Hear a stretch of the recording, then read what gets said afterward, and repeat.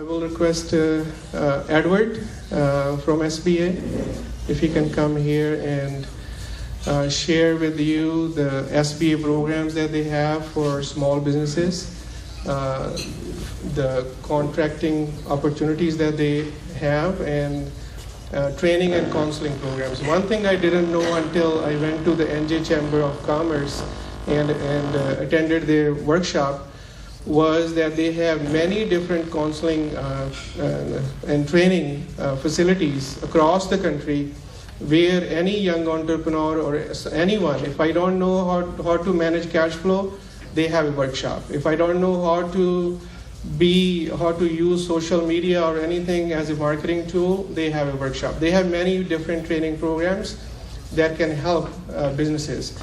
So, and one thing that I learned, another thing that I learned from that event was that women-owned businesses, especially nowadays with Obama's focus on diversity, a lot of women-owned businesses are taking, they can really take advantage of SBA programs. So he will share more about the SBA programs with you.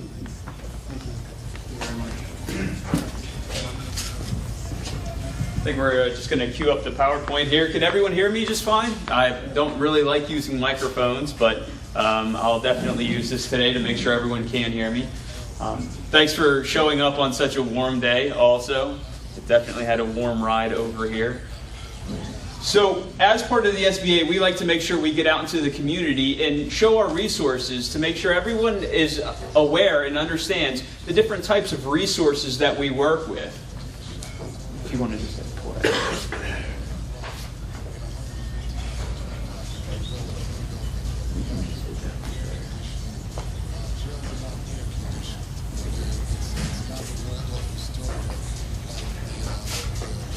So I was invited out here in order to do that with you guys. We have three main pillars and three main components about the SBA, but first I want to tell you a little bit about us.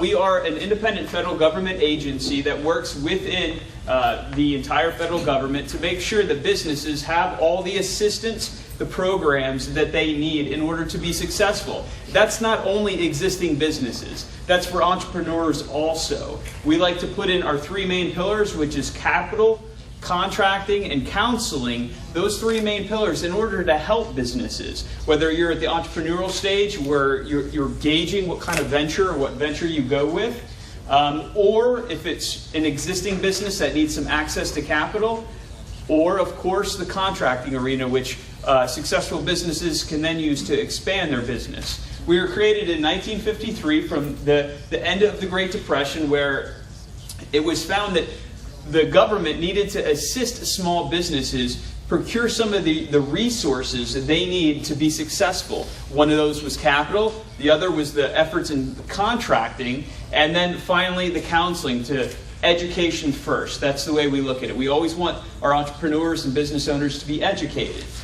The purpose, again, is to aid and counsel and to preserve free competitive enterprise. Next slide, please.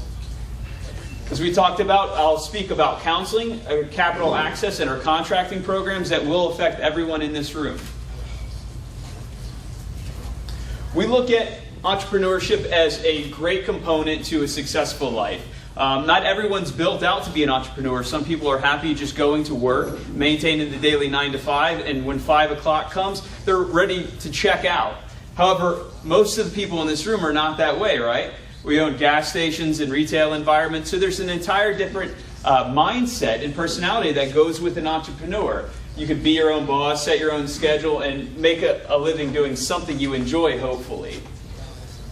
We want to make sure that we put those necessary components into place, that you have sound planning, you're creative, and we give you attributes to help with your creativity, hard work, and of course the financial investment that everyone has to risk in order to run their own business.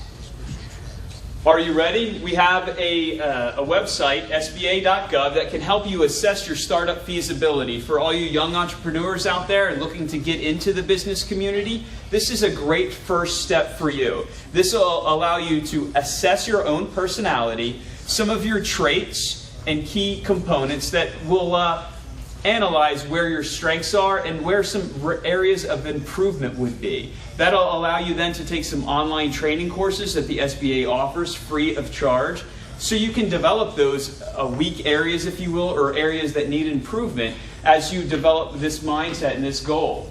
It'll assist you in evaluating skills, personal characteristics, and experience in training. So we work with three main components. We work with startup businesses and entrepreneurs. We work with existing businesses, those businesses that might be for sale or in operation, and we also work with franchise businesses. So if you play in any of those fields, or if you're in any of those three areas, the SBA programs are for you. Next slide. We know that startup businesses faces a unique set of risks and characteristics. They're definitely a lot harder to develop from the ground up because there is no preformed application. There is no set way necessarily of doing things. It's completely creative and up to you. However, those are the businesses that tend to see the most failures due to lack of planning and lack of capital. So we at the SBA want to make sure you have those components in place as you develop a startup business. An existing business, a lot of turnkey operations, they use existing financial data in order to tap into the capabilities of those businesses. That will allow financing easier to access in order to bring in existing financial data from the business. We know startups don't have that current financial data. So we at the SBA and the banking community that we work with utilize that existing financial data in order to either purchase, sell, or grow businesses. What are the costs? Obviously, anytime you're with a business, there are extreme costs, moderate to high, the longer you're with the business. And the more you can roll it over, the more you'll get used to running that business and its necessary margins and profit and loss statements. You'll be able to analyze your business more effectively using the SBA programs. And we also look at owner and independent financing. Next slide, please.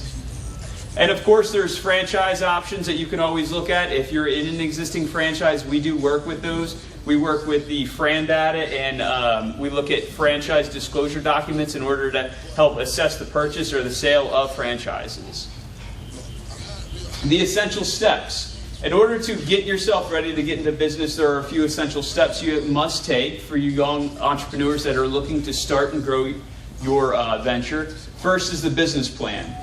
Our counseling partners we work with, such as the SCORE, that Service Corps of Retired Executives, I'll talk a little bit more about them in the future, and the Small Business Development Centers will help you develop those business plans. So whatever your idea is, you can come to one of our counseling agencies and work on your business plan.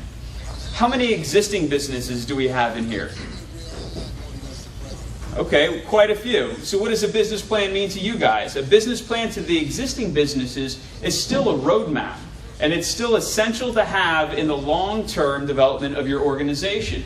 You need to be able to plan your exit strategy out of that business at some point in time, and a business plan can be useful for that. You can work with our small business development centers and our SCORE counters in order to develop that business plan. So we've got locations to look at. That's part of the business plan. The assistance and training, again, come to the SBA. We have the SCORE resources and small business development centers available. Let's go through these and essential steps. We can talk a little bit more about these to the young entrepreneurs.